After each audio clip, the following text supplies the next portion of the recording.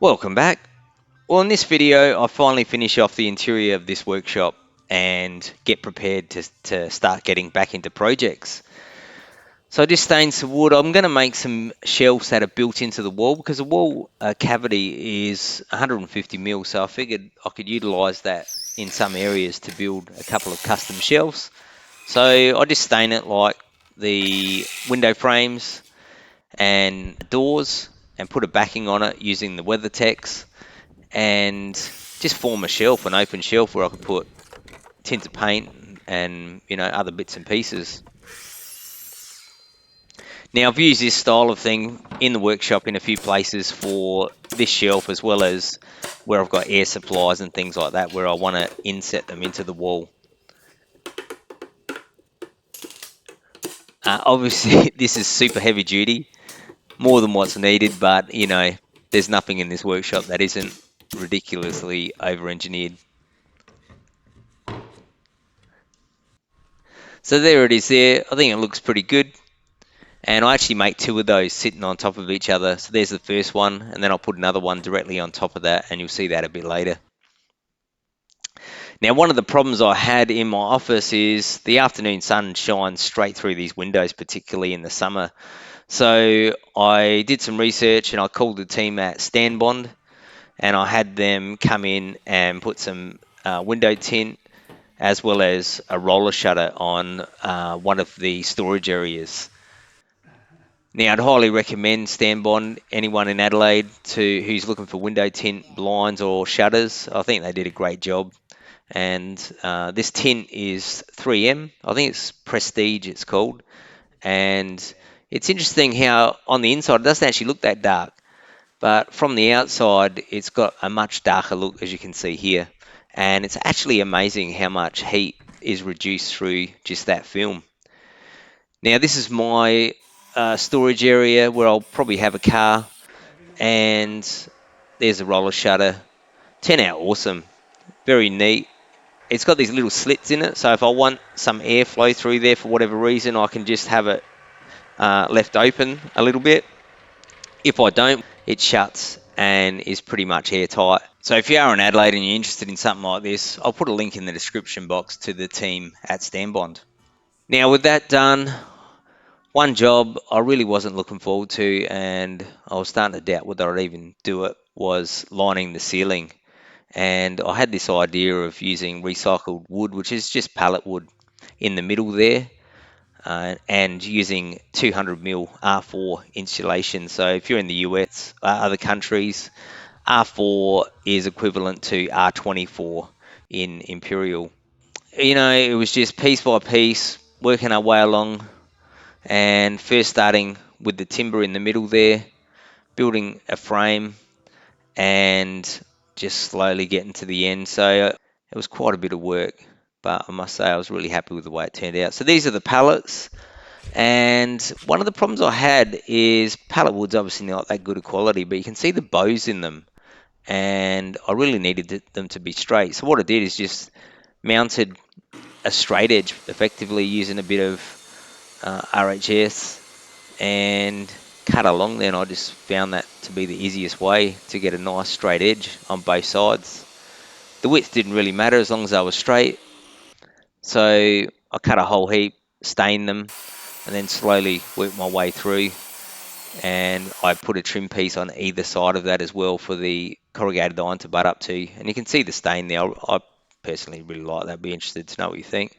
Now, when I got close to the end, this workshop's 22 meters long, so it took a lot of time, but I wanted a full board at the end. So what I did is when I got close to the end, I worked backwards until I got to this spot, which was basically the last board.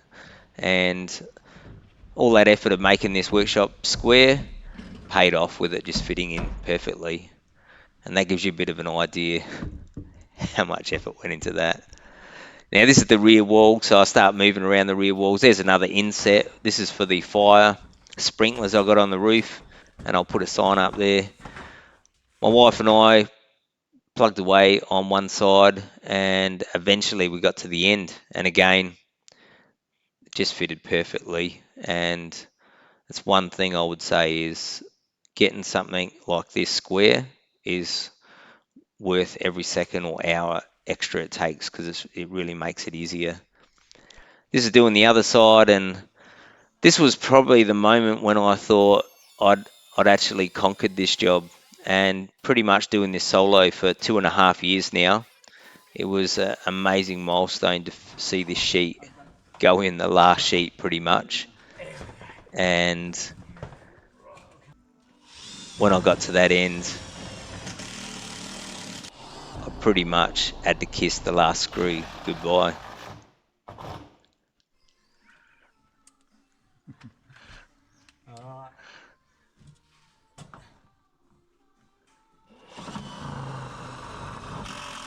There it is. So that's turned out as good as what I could have hoped for. Really happy with that. So at this point, there's only one wall to go, and it was time to have a bit of a break. Cheers. Cheers. Nothing like a beer, a fire, Bloody beautiful. and cooking a barbie. Well, this is my hoist. I debated about a 2-post or 4-post, and in the end, I obviously went 4-post, but I went double. I was only going to put a single, but I figured why waste all this room where I could fit 4 cars on here. Now, I've just got the laser set up, drilling these mounting holes, squaring everything up, and it's a little bit of a challenge because this is an 8-inch thick slab, and it's 40 megapascal, and it's got double Rio at 8mm. So far, around half the holes I've drilled, I'm actually hitting the rebar, and thankfully the way around it is you use this type of masonry drill. It's a 4-bit cutter. I don't know exactly the term, but this one will actually drill right through Rio. Takes a bit of time, but you do eventually get through, and they're quite big bolts. So these are 19mm or 3/4 inch. So once I get this set up, I'll give it a good clean up and finally get the cars back here. And that's a shelf I made built into the wall. So obviously got to finish the wall, but I think it's another tidy way of utilising the space. This is just drilling one of the holes for the hoist, and you can maybe hear the difference when it gets through that rebar. I lasered this all up, got it perfectly level, and that's all ready to go. Now I got on to probably it's the last area for this workshop, which it started off as being a power room where I was going to put my air compressor and just the solar gear and things. But, you know, the more I thought about it, and after some chats with some people, I decided to turn this into a little bar area. Now, it might sound a bit crazy, but having been working in the breweries for a very long time, in the very early days in the breweries, we actually had a bar in the workshop in the good old days when in Australia people generally have what they called smokos, but we had beeros, and it was basically drinking at set times during the day during working hours, which was amazing. So I want to recreate those days again in this workshop. It's nothing like working on a car or bike and then stopping for a beer and something to eat.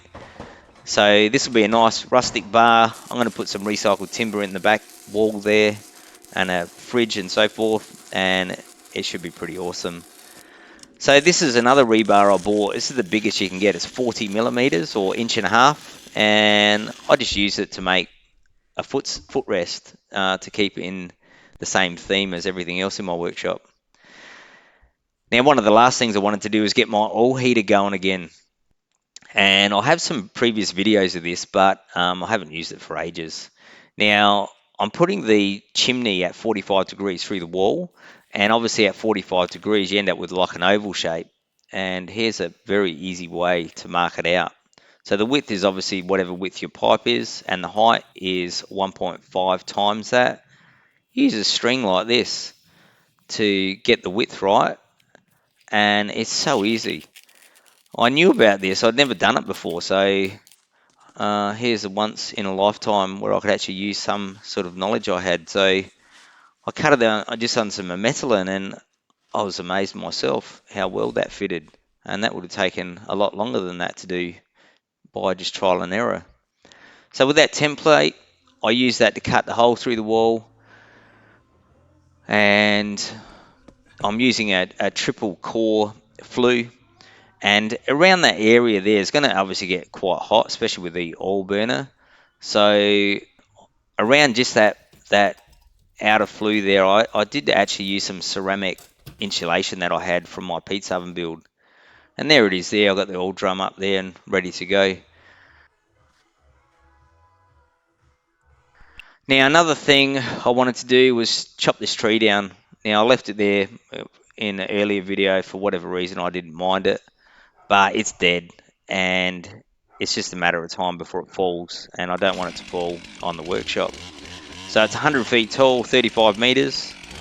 Cut a few trees, and this one, I had my fingers crossed, was not going to misbehave.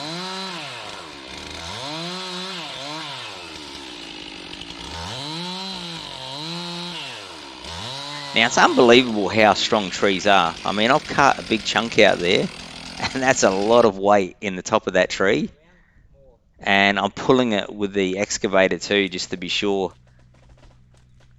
And you can hear it cracking. Doesn't take much, and it goes and it lands right where I want it.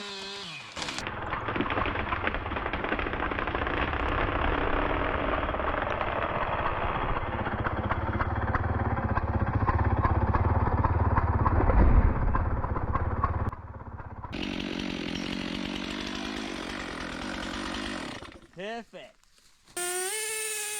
So that was another good job out the way.